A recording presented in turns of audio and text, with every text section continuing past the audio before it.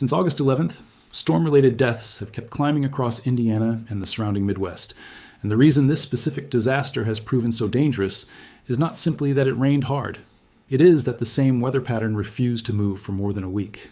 A derecho, a fast-moving line of thunderstorms carrying winds over 100 miles an hour, tore across Iowa, Illinois, and Indiana on the 11th, knocking out power to more than 700,000 customers and killing at least 3 people before the sun even came up the next day.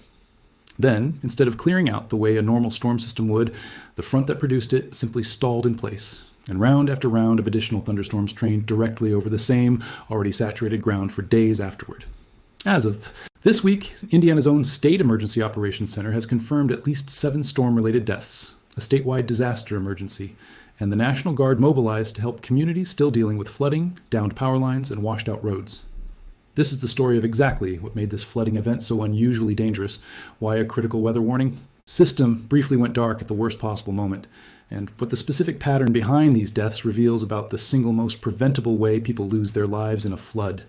No exaggeration, just what Indiana's State Emergency Operations Center, the National Weather Service, and local officials across the affected region are actually reporting. Drop a comment and tell me if you have been affected by this flooding, or if you live anywhere across Indiana, Ohio, Kentucky, or West Virginia, currently dealing with the aftermath. Because this disaster has stretched across a genuinely wide swath of the Midwest and Ohio Valley over the course of more than a single week. I read every one of these. If you want grounded coverage, instead of recycled panic, subscribe. It is free. And a like helps this reach people who need the accurate, current information rather than speculation. Let us go for 5,000 likes on this one. Now let us get into it. To understand why this particular flooding event turned so deadly, you first need to understand the specific atmospheric setup that trapped this weather system in place for so long. A frontal boundary stalled directly over the Midwest, unable to push through because a separate dome of high pressure sitting over the southern United States blocked its usual eastward path.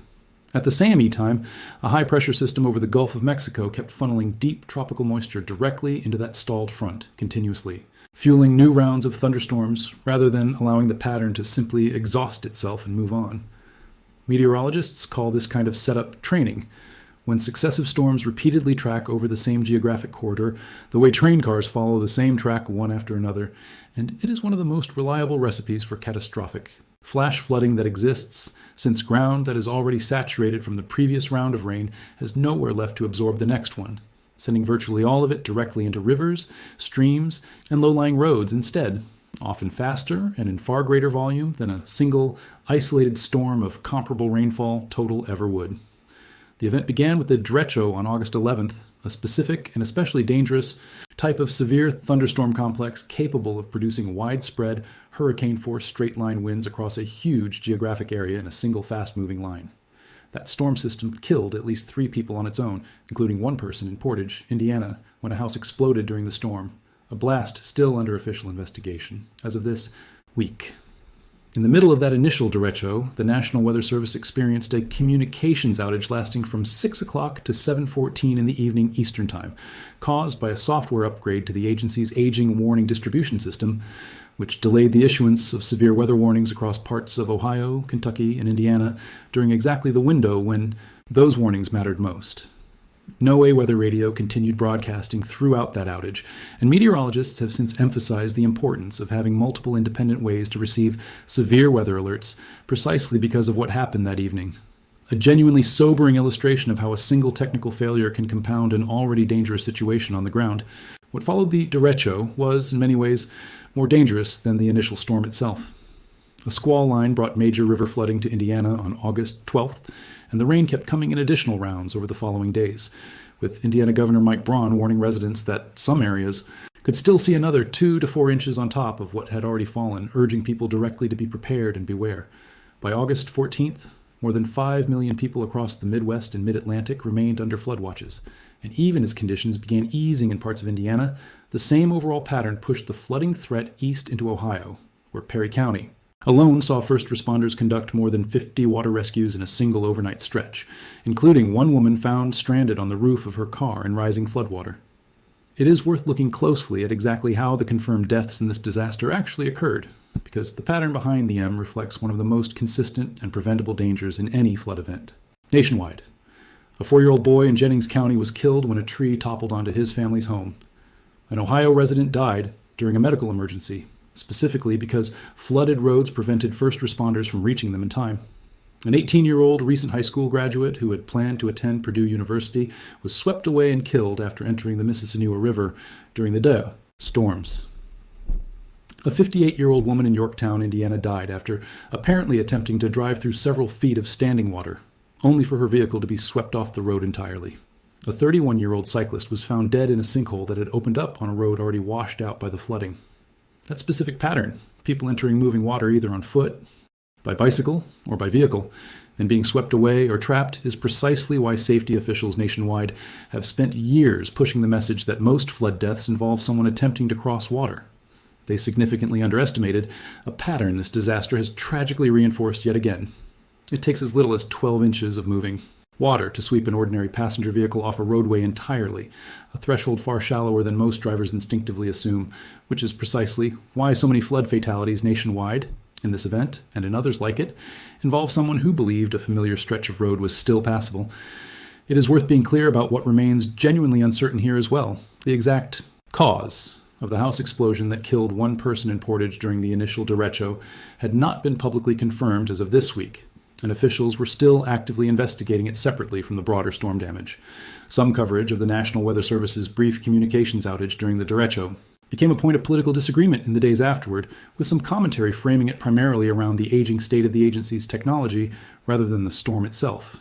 Though the underlying facts, a software upgrade caused a roughly 75-minute gap in one specific warning system, while backup radio broadcasts continued functioning, remain consistent across every official account of what happened that evening. This kind of stalled front, repeated round flooding disaster is not unique to this particular week, and it is worth understanding the broader pattern this event fits into.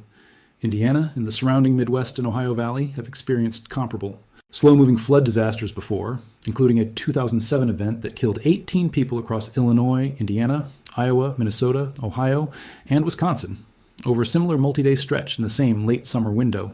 The geography of this region, with its flat terrain, numerous rivers and low-lying floodplains, and its position squarely in the path where Gulf moisture regularly collides with fronts sliding down from Canada, makes it structurally vulnerable to exactly this kind of extended, multi-round flooding event whenever a frontal boundary happens to stall in the wrong place for long enough. So what does all of this actually mean if you live anywhere across the affected region, right? Now, or anywhere else prone to this kind of flooding in the future? The single most important, most consistently proven piece of safety guidance from this entire disaster is also the simplest. Never attempt to drive or walk through standing or moving floodwater, regardless of how familiar the road looks or how urgent your reason for crossing feels in the moment, since it takes shockingly little moving water to sweep a vehicle or a person off their feet entirely. Make sure your household has more than one way to receive severe weather warnings, including a battery or hand crank-powered no-AA weather radio. Given that this exact event demonstrated real vulnerability in relying on a single digital alert system alone, if you live in a flood-prone area, check on elderly neighbors or relatives directly during an extended flooding event, rather than assuming emergency services will be able to reach everyone quickly, since flooded roads themselves became a direct factor in at least one of this disaster's confirmed deaths.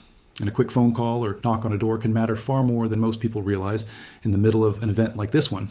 The honest, grounded summary is this: a derecho with winds exceeding 100 miles an hour struck the Midwest on August 11th, killing at least 3 people and knocking out power to more than 700,000 customers, before a stalled frontal boundary blocked by a heat dome to the south and continuously fed Gulf moisture produced repeated rounds of flash flooding across Indiana, Ohio, Kentucky, and West Virginia over the following week.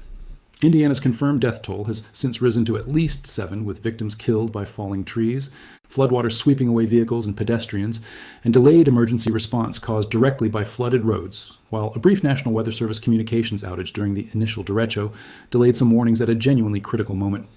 More than 5 million people remained under flood watches at the disaster's peak, and the underlying weather pattern reflects a well-documented, historically recurring vulnerability across this specific region of the country.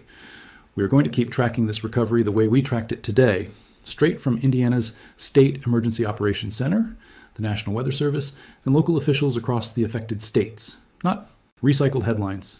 Subscribe so you do not miss it as recovery continues across the region, because based on how this pattern has behaved over the past week, additional rounds of heavy rain remain a genuine possibility. And leave that comment below. Tell me if this changes how seriously you take a flooded road the next time you encounter one, because that single decision is exactly the factor that determined whether several of this disaster's victims survived. Because behind every one of these casualty figures is a family in Jennings County grieving a 4-year-old lost to a falling tree, a Purdue-bound 18-year-old's family in Delaware County facing a fall semester that was never supposed to happen this way, an Ohio family whose loved one might have survived a medical emergency if the roads leading to them had not already been underwater, and utility crews and National Guard members across 3 states working through exhaustion to reach communities that floodwater cut off entirely, one washed-out road at a time. 5,000 likes on this one. Let us go. See you in the next one.